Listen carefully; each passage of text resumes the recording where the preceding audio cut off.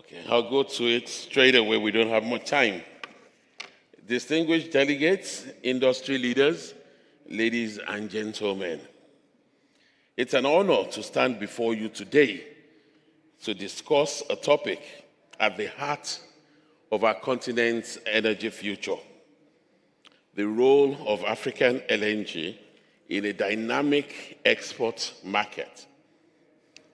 The global energy landscape is constantly shifting, driven by geopolitics, climate realities, and changing demand.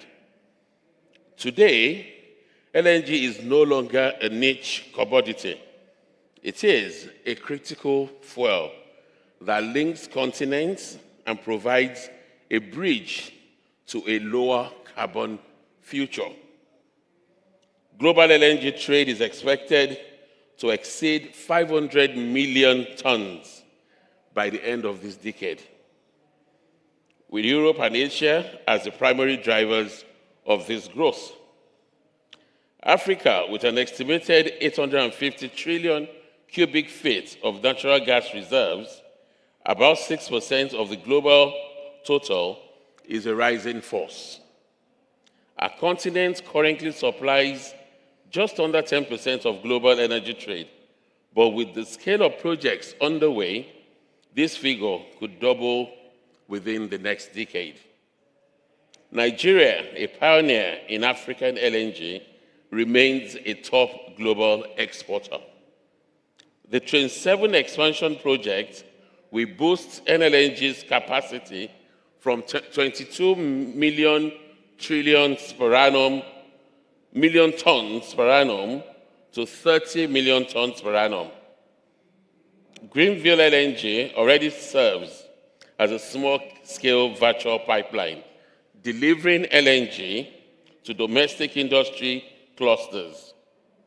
Meanwhile, projects with the 5 billion UTM floating LNG, alongside the Decade of Gas initiatives and modular mini LNG plants, reflects Nigeria's ambition to unlock its offshore gas reserves, which holds above 65% of the total reserves, and drive both export growth and domestic development. Beyond Nigeria, new frontiers are opening. The Republic of Congo, through ENI, has a phased approach to floating LNG, with Tango floating LNG, 0.6 million tons per annum, operational, and Yunya floating LNG with 2.4 million tons per annum on the way. Angola continues to supply with its 5.2 million tons per annum plant. Mozambique has joined the Exporters Club with its 3.4 million tons per annum Coral South floating LNG, and its larger project, the 13 million tons per annum Mozambique LNG, and 18 million tons per annum Rovuma LNG are on the horizon. Mauritania and Senegal have begun exporting from the GTA floating LNG, starting with 2.5 million tons per annum. Tanzania is progressing towards a 10 million tons per annum onshore project. Taken together, these projects represent over 45 million tons per annum of new capacity potential, poised to fundamentally reshape Africa's role in the global market. While Africa's supply story is compelling, the demand story is equally dynamic. Europe, recovering from the loss of Russia pipeline gas, turned to LNG with unprecedented urgency. In 2024, Europe imported about 100 million tons of LNG, representing 1/3 of the global market. Africa emerged as the third largest supplier to Europe, providing that African LNG is central to European energy security. Meanwhile, Asia remains the anchor of long-term demand. China imported about 78 million tons in 2024, reclaiming its position as the world's largest LNG buyer.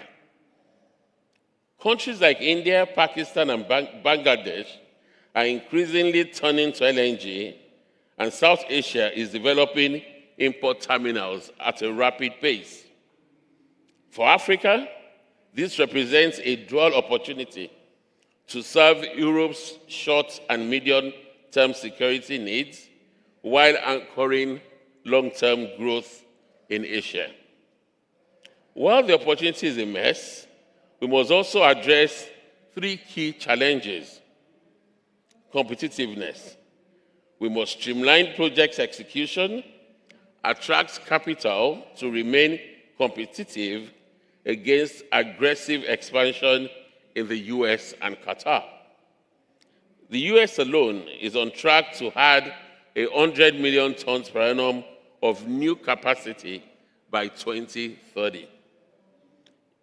If we are to secure our place, we must streamline project execution, reduce delays, and attract capital at scale. Financing. Global capital is shifting, and financing fossil fuel projects is under increasing scrutiny. Major lenders like Credit Agricole have committed to no longer financing new fossil fuel extraction projects. African projects must integrate carbon capture and methane abatement to attract investment. Domestic responsibility.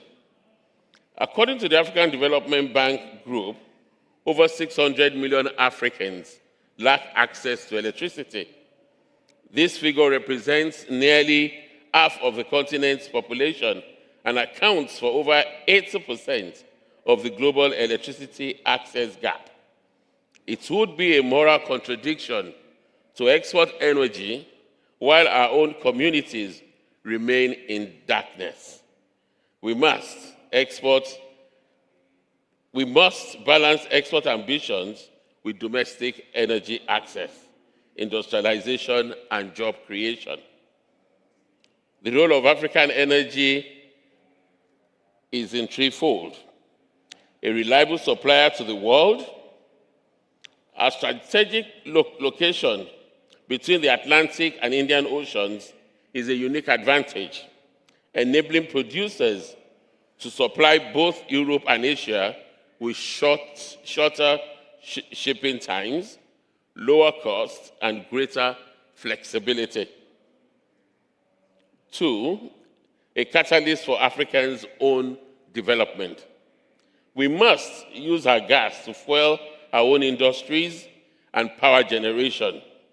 Nigeria's Decade of Gas initiative is designed to drive industrial growth and create jobs by promoting gas as a key feedstock for industries.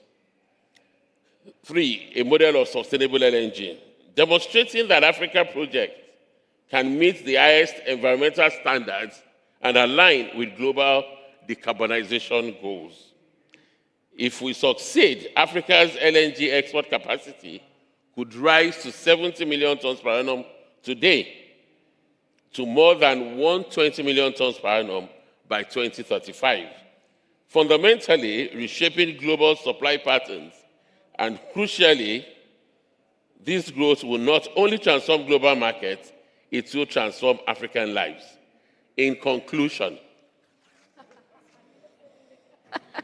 Nigeria, as the continent's LNG pioneer, has a duty to lead not only in output, but in vision, in policy making, and in responsibility.